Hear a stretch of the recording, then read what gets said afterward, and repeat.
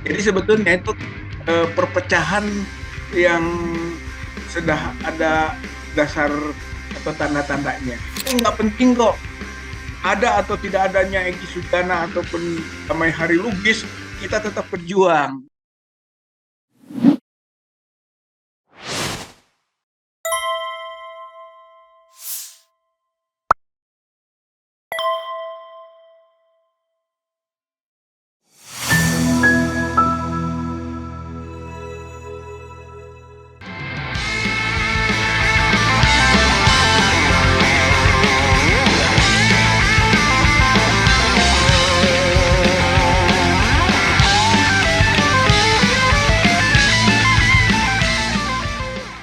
Pertama, surat ini memang baru keterima kemarin sore ya.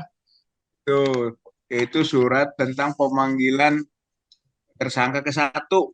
Ya, ya, setelah ditetapkan tersangka tanggal 7 November 2025, berarti kurang lebih 2 bulan lebih, gitu kan.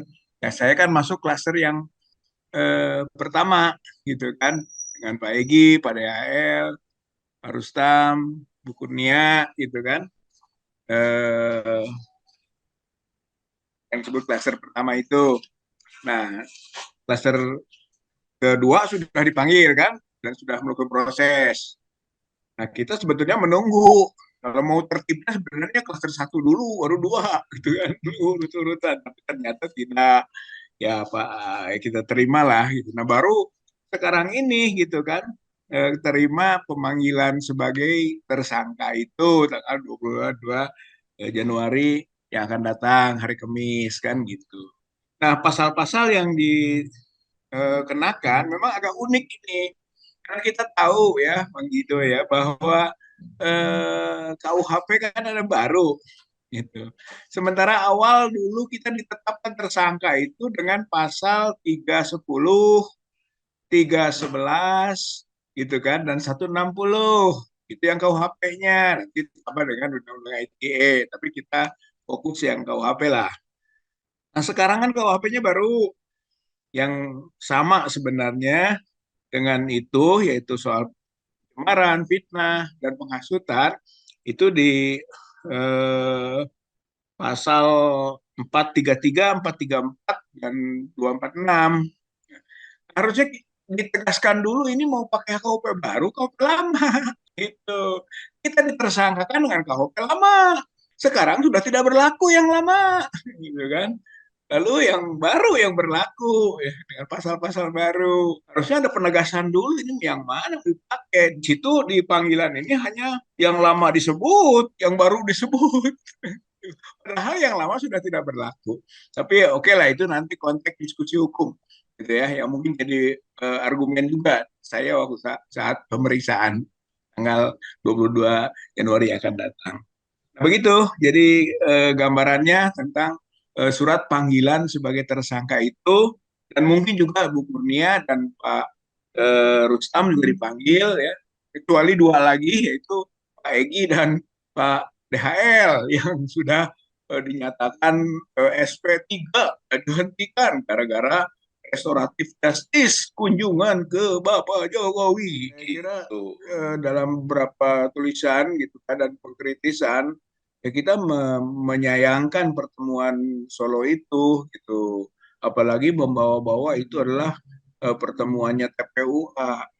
Sementara saya kan termasuk pengurus di TPUA itu yang sama sekali tidak tahu menau. Ya, Bu Kurnia tidak tahu, Bung Azam tidak tahu, mungkin Pak Medi juga ada pengurus tidak tahu. Yang tahu cuma dua. Sehingga kita kesimpulannya itu pertemuan pribadi gitu. Dan kaget juga kok ada pertemuan itu gitu.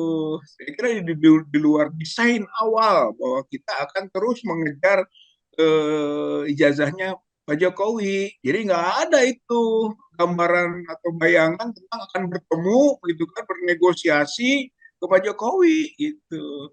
Jadi awalnya demikian gitu, sehingga kita kualifikasikan pribadilah itu.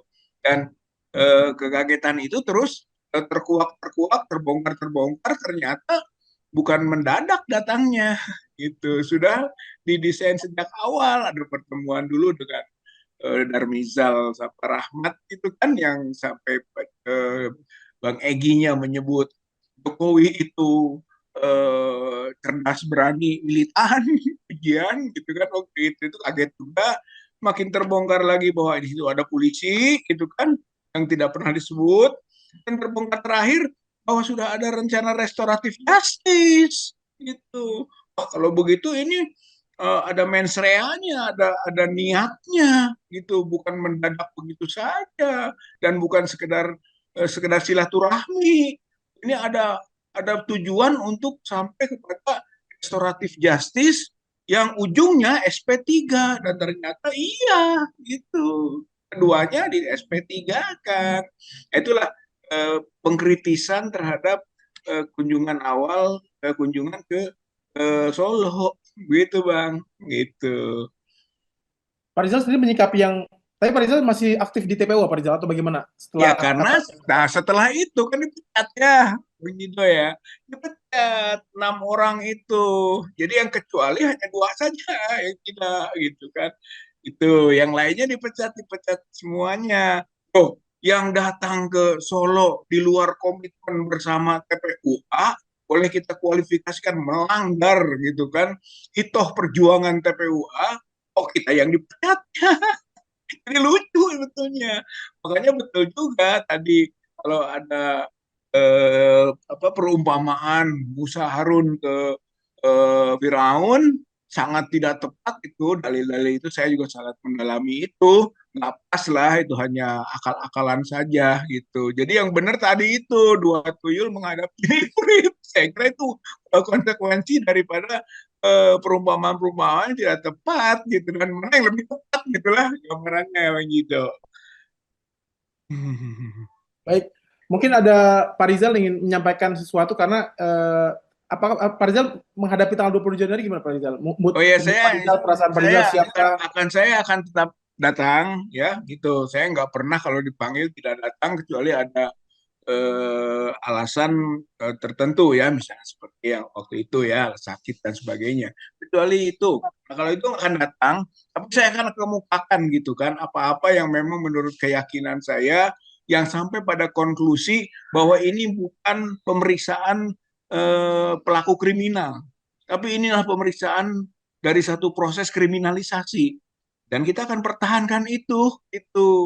Dan oleh karenanya saya juga buat tulisan model restoratif justice yang dilakukan oleh Pak Egy dan Pak DHL itu tidak tepat. Seharusnya kalau merasa tidak benar dan diperlakukan tidak adil, ya hadapilah gitu. Jadi bukan bernegosiasi dan bukan domainnya Jokowi di sini, domainnya domain polisi gitu kan.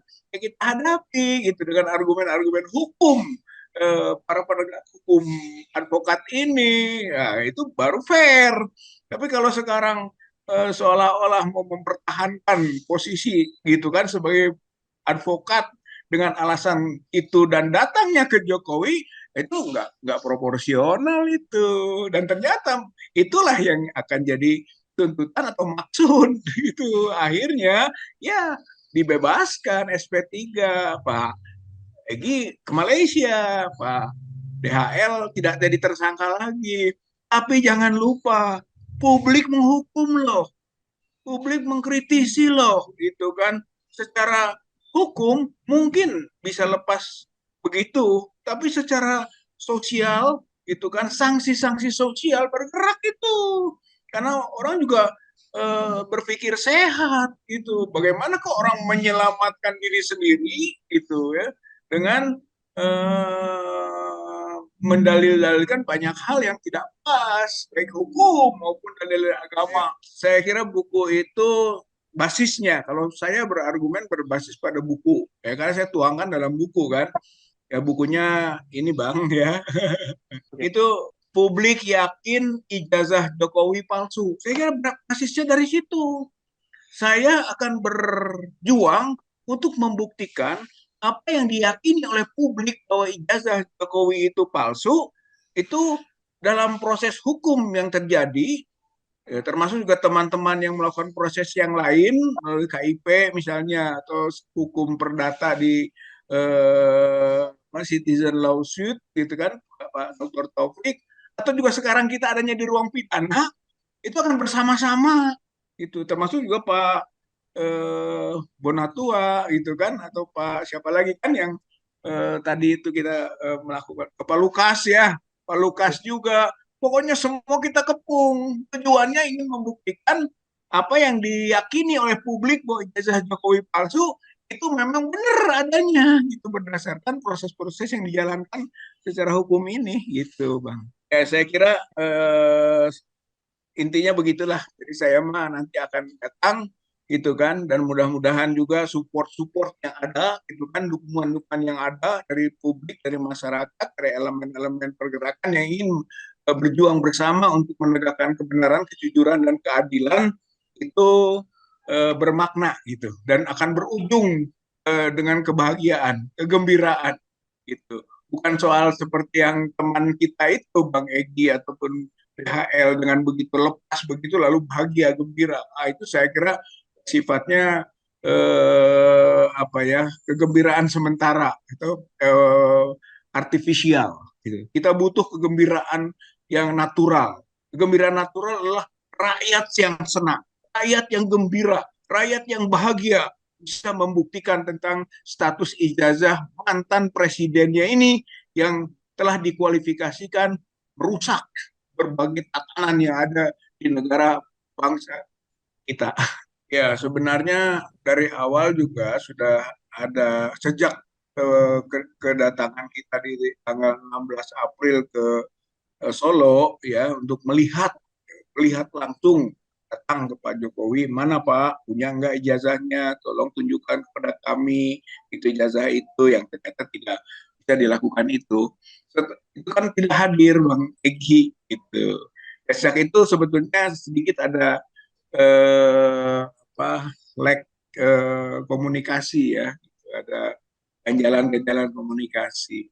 Nah ternyata Pak Egi dan Pak DHL akhirnya berdua gitu. Sementara yang kita yang tiga tetap dalam kebersamaan gitu, termasuk dengan Pak Roy atau Pak Krismohon gitu. Sementara yang dua itu seperti menepi. Jadi sebetulnya itu perpecahan yang sudah ada dasar atau tanda-tandanya. Nah, dengan keadaan begitu, ya Pak Jokowi itu kan bisa dimaklumi kalau memanfaatkan. Gitu. Karena memang salah satu karakter yang bersangkutan kan begitu, gitu. Kalau bisa dipecah, kenapa tidak? Gitu. Ya, akhirnya dipecah lah. Akhirnya kita gambar. Tapi nggak penting kok. Ada atau tidak adanya Egy Sujana ataupun Damai Hari Lubis, kita tetap berjuang, gitu. Bersama dengan institusi TPWA ataupun tidak, gitu. Kita juga semua menanggung risiko dan akan berjuang juga secara personal, secara dalam kebersamaan untuk membuktikan tadi publik yakin ijazah Jokowi palsu, kita buktikan melalui proses-proses yang terjadi di lapangan hukum seperti ini. Pemeriksaan akan kita hadapi, gitu kan. Walaupun kita punya keyakinan bahwa pemeriksaan ini adalah sesuatu yang dipaksakan, gitu. Ini bukan murni hukum. Saya orang hukum gitu kan, memahami juga tentang tuduhan-tuduhan atau pasal-pasal yang diangkat di sini yang tidak akan terbukti sebenarnya gitu. Tapi yang namanya juga proses ini bukan proses murni hukum, ada proses politik ya di belakangnya, kepentingan dari mantan presiden Republik Indonesia 2 periode, juga yang pernah jadi gubernur dan wali kota, ya akhirnya nuansa politik masuk. Dan sayangnya pihak kepolisian tidak netral gitu, masih berpihak pada kepentingan itu. Itu yang kita rasakan. Tapi kita akan terus berusaha mengangkat, mendasari argumen-argumen berdasarkan pengetahuan kita bahwa itu memang tidak benar gitu. Pola itu, ya pola memproteksi pejabat publik atau mantan pejabat publik itu salah dalam hukum. Tidak ada equality before the law. Dalam hukum itu harusnya sama kedudukannya gitu, untuk warga atau netizen kita ya, gitu kan, apa RH channel ini gitu. Saya kira tetaplah kita bersama-sama gitu kan berjuang untuk menegakkan kebenaran, keadilan, kejujuran di negeri ini melalui berbagai media. Gitu. Channel kita adalah media strategis. Mudah-mudahan itu menjadi sesuatu yang sangat kontributif gitu kan bagi perbaikan bangsa dan negara kita. Gitu. Saya kira kita bersama-sama saja lah bahwa kita punya kapasitas yang berbeda atau profesi yang berbeda, tapi dengan kebersamaan maka akan berhasil nanti mencapai tujuan bersama, yaitu meluruskan kiblat bangsa yang sudah salah kiblatnya ini. Nah, kemudian soal buku, ya buku saya ini eh, diberi pengantar oleh Jenderal Purnawirawan Gatot Nurmantio. Gitu, itu pengantarnya. Endorse-nya adalah Dr. Refli Harun, SH, MH, LLM. Jadi buku ini buku yang di-endorse oleh beliau gitu ya, dan diberi pengantar Pak Jenderal Gatot Nurmantio, mantan Panglima TNI.